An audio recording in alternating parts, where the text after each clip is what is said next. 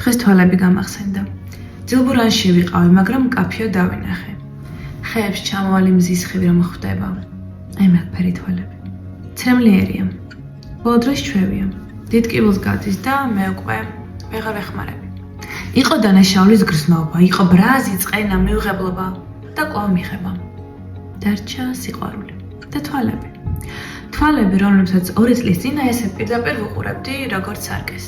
ეს ის დრო იყო, როდესაც მონდომებით მუშაობდით არც ესაყვარელ სამსახურებში, ვერთობოდით, ვიზრდებოდით.